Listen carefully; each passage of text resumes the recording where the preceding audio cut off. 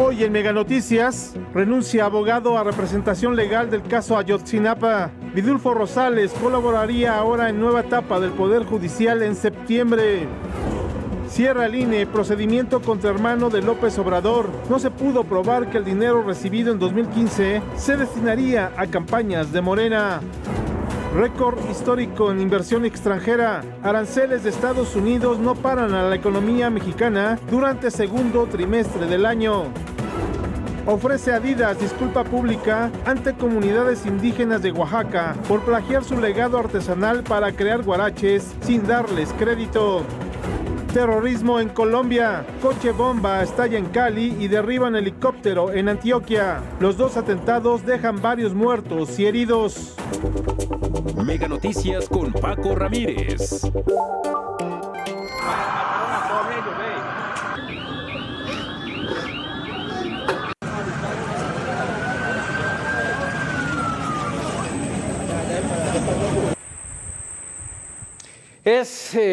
Son imágenes de Colombia, un jueves negro, luego que se registraron dos atentados que dejaron al menos 13 muertos y decenas de heridos.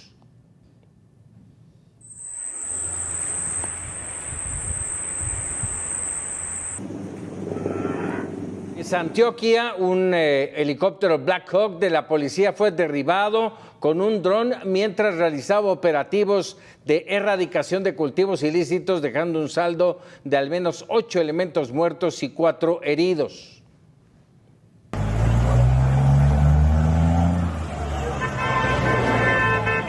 Y esto es en Cali. Un camión cargado con explosivos estalló frente a la Escuela Militar de Aviación Marco Fidel Suárez, la principal base aérea de Cali, que provocó 5 muertos y cerca de 50 heridos. El presidente Gustavo Petro atribuyó ambos ataques a la disidencia de las FARC y anunció que su gobierno declarará como organización terrorista al Clan del Golfo y a 2 facciones de la antigua guerrilla. Y bueno, con todo esto nos enlazamos en este momento con Jorge Polido, asesor, periodista político y de manejo de orden público en Colombia. Jorge, muchas gracias por atender y hacer esta corresponsalía especial para Mega Noticias. ¿Cómo evaluar lo que ocurrió hoy en Colombia? Paco, buenas noches a usted y a todos los hermanos mexicanos. Pues evaluarlo de una manera muy lamentable y dolorosa. Hay luto en Colombia. Nuevamente, hace 8 días estaba Colombia enterrando al precandidato presidencial Miguel Uribe Turbay y hoy, 8 días después, estamos lamentando 2 hechos terroristas muy graves. Uno en el departamento de Antioquia, en Amalfi, donde lamentablemente han perdido la vida 12 policías y 3 más han resultado heridos cuando un helicóptero fue derribado con drones por parte de la guerrilla, de las disidencias de la FARC. El segundo hecho terrorista, Paco, se ha presentado en la ciudad de Cali, la segunda ciudad en importancia en Colombia, y se ha presentado con un camión bomba que ha dejado hasta el momento 12 civiles muertos y 55 personas más heridas. Son 2 hechos muy lamentables que estamos en este momento en Colombia a manos de la extinta guerrilla de la FARC y también a manos del Clan del Golfo, grupos delincuenciales que supuestamente venían trabajando en un proceso de paz con el gobierno del presidente Gustavo Petro, pero no ha sido así. Estos 2 grupos delincuenciales han seguido extorsionando, han seguido forzando el reclutamiento de menores y han seguido extorsionando a la sociedad civil. Y hoy, pues lamentablemente estamos viendo estos 2 hechos terroristas que han dejado cerca de 18 personas muertas, Paco, en esta situación tan lamentable. Estos 2 hechos, Jorge, y mencionabas justamente el lamentable atentado que cobró la vida del precandidato Miguel Uribe Turbay. ¿No se podría relacionar una ola terrorista en Colombia? Sí, Paco, indudablemente se relaciona porque es la guerrilla de la FARC quien las autoridades desde hace 2 meses, cuando recibió el atentado Miguel Uribe Turbay en un barrio de Bogotá, señalaron precisamente las disidencias de la FARC al mando de Iván Mordisco y al mando de alias Iván Márquez, quien se dice por parte de las autoridades que se encuentra recluido en Venezuela, está escondido en Venezuela, y pues lamentablemente se ha hablado de que la guerrilla de la FARC ha atentado contra el candidato presidencial, pero también está atentando contra los colombianos, contra la fuerza pública.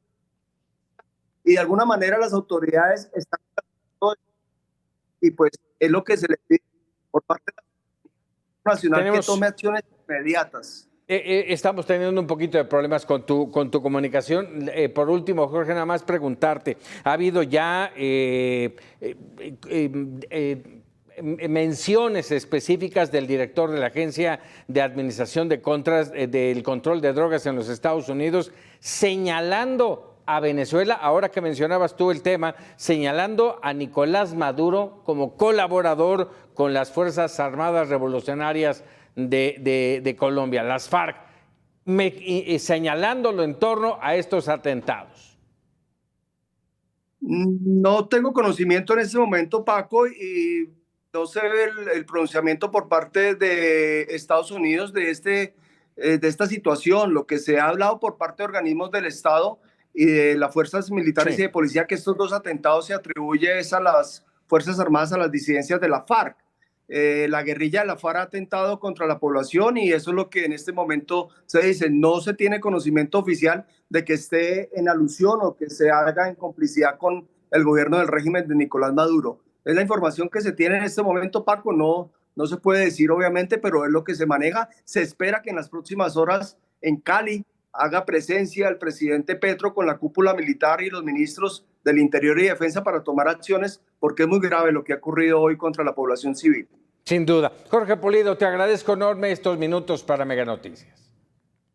Paco, a usted y a los hermanos de México, buenas noches, gracias. Muy buenas noches. Y bueno, ya le mencionaba yo, Terry Cole, de Administración de Control de Drogas de los Estados Unidos, la DEA, afirmó que Venezuela se ha convertido en un estado narcoterrorista. Acusó al régimen de Nicolás Maduro de colaborar con las Fuerzas Armadas Revolucionarias de Colombia, las FARC, y con el Ejército de Liberación Nacional colombiano para traficar cantidades récord de cocaína a los cárteles mexicanos que introducen la droga a la Unión Americana. La reacción venezolana vino a través de la vicepresidenta ejecutiva Delcy Rodríguez, que señaló a la DEA de ser el mayor cártel de drogas que existe en el mundo.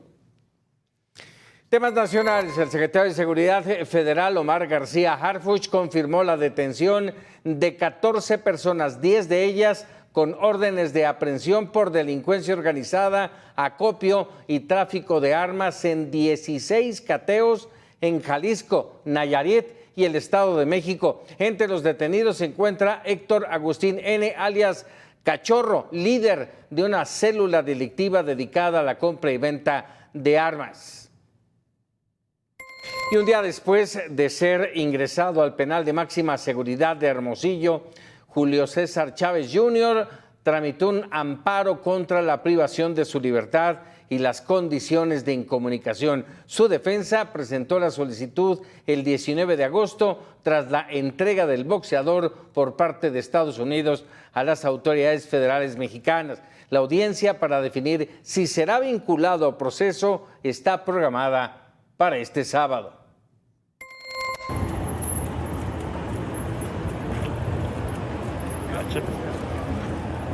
Son imágenes que el Servicio de Inmigración y Control de Aduanas de los Estados Unidos difundió sobre Julio César Chávez Jr., esposado y deportado a México. El boxeador de 39 años, acusado de narcotráfico y crimen organizado, fue entregado en Nogales, Arizona, a las autoridades mexicanas. El cantante del grupo Enigma norteño, Ernesto Barajas, asesinado el martes pasado en Zapopan, Jalisco, ya había recibido amenazas de muerte en otros estados. Así lo reveló la Fiscalía de Jalisco. Precisó que la principal línea de investigación está relacionada con el tipo de música que cantaba. En la investigación que se llevan ahorita, investigación mediática que se ha hecho, encontramos que sí recibió amenazas en otros estados de la República.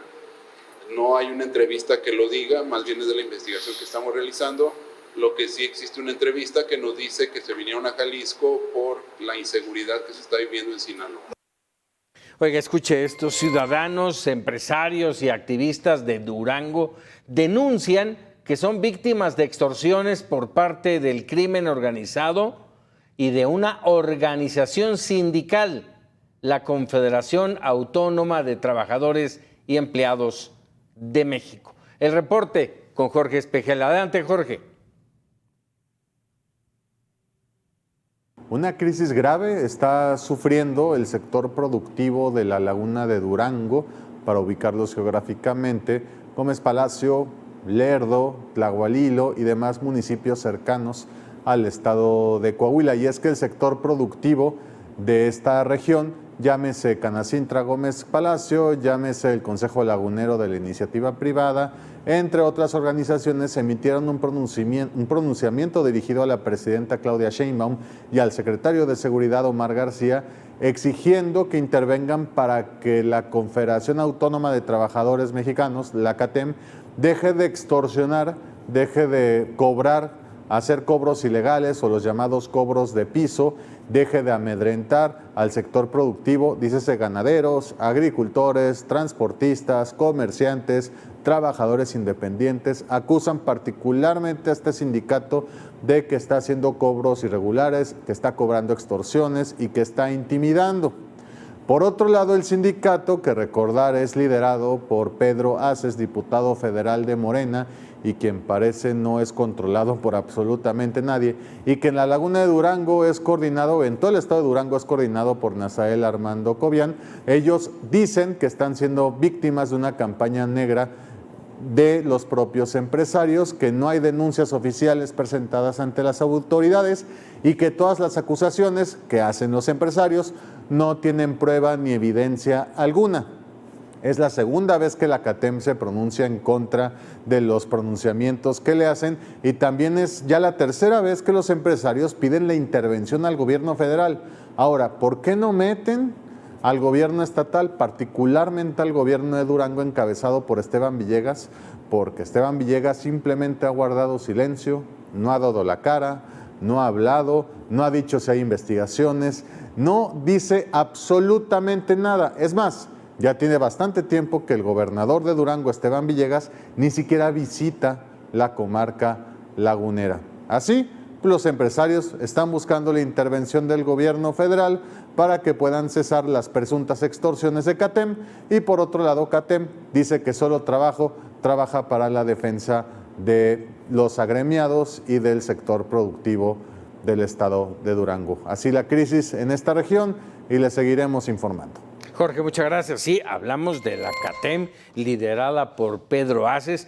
Para quienes no lo recuerden, la polémica, los helicópteros, los viajes de helicóptero del Congreso de San Lázaro a otras zonas, incluyendo a Ricardo Monreal en esos vuelos, las fiestas fastuosas en México y también en España. En fin, por mencionar tan solo dos temas de la polémica de este hombre. En otros temas, la presidenta anunció que propondrá a Néstor Vargas Solano como representante del Ejecutivo en el nuevo órgano de administración judicial que sustituirá al Consejo de la Judicatura Federal a partir del 1 de septiembre. Vargas es un cercano colaborador de la presidenta, fue su consejero jurídico en Tlalpan, asesor del nuevo sistema de justicia penal y más tarde consejero jurídico del gobierno de la Ciudad de México. La presidenta calificó a Néstor Vargas como un hombre muy recto. Sin embargo, pesa sobre él una acusación por acoso sexual y abuso sexual agravado presentada por una exfuncionaria del gobierno de la Ciudad de México en 2022. En 2023, la Fiscalía Capitalina determinó no ejercer acción penal en su contra al considerar que el testimonio de la parte acusadora era un dicho aislado, sin respaldo de otros testigos.